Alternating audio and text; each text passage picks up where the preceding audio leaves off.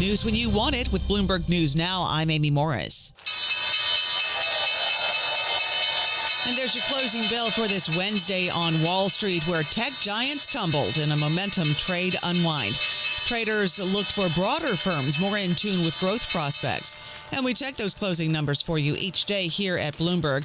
The S&P 500 lost 34 points, NASDAQ lost 346 points, and the Dow gained 259 points. The 10-year Treasury yield at 4.27% and the 2-year yield at 3.55%. And checking oil, it jumped on word that there may be a snag in nuclear talks with Iran. We're going to get to that in just a minute.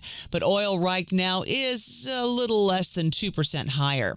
Alphabet shares are down more than 7% in the post-market after saying it would spend far more than planned for this year, shocking investors on the cost of the artificial intelligence boom.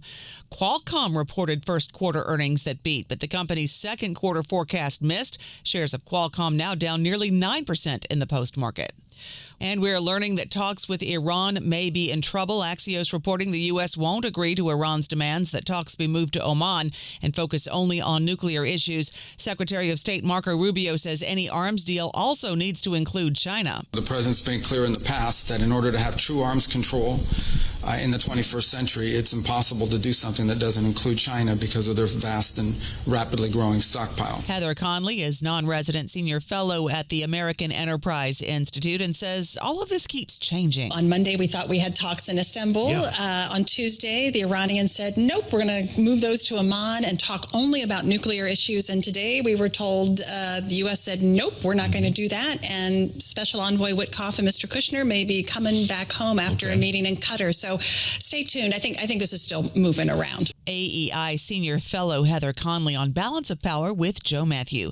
President Trump said in an interview with NBC that Iran's supreme leader, quote, should be very worried. Iran's foreign minister says his country will hold nuclear talks with the U.S. in Oman on Friday.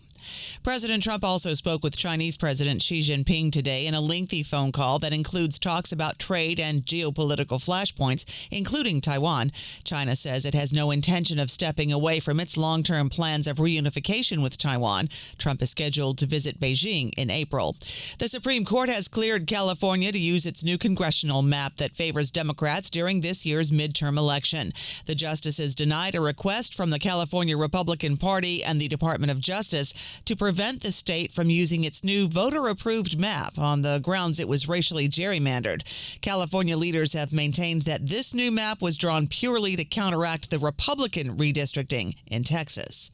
The Department of Homeland Security will immediately reduce its enforcement presence in Minneapolis by 700 agents. Trump administration border czar Tom Homan says they'll refocus their efforts on more targeted immigration operations at local jails. It's safer for the community, safer for the officers, and safer for the alien. Arresting a public safety threat and the safety and security of a jail is the safest thing we could do. About 2,000 federal immigration agents will stay in Minnesota. The drawdown follows weeks of uproar over tactics in Minnesota after immigration agents shot and killed 2 U.S. citizens. Treasury Secretary Scott Bessent today warned lawmakers that excessive regulation could lead to stagnation in the economy. Too often in the past, we have seen regulation by reflex. Rather than preempting crises, regulators have frequently reacted to them after the fact. Bessent declined to express a view on whether President Trump has the authority to fire a member of the Federal Reserve Board over a policy disagreement. The Bureau of Labor Statistics will release its January employment report on February 11th. That's next Wednesday.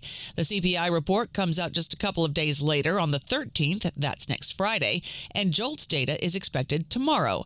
The delay was caused by the brief partial shutdown of the federal government. So for now, we'll rely on the ADP report, which shows U.S. companies added fewer jobs than expected in January, pointing to a continued slowdown in the labor market. That's news when you want it with Bloomberg News Now. I'm Amy Morris. This is Bloomberg.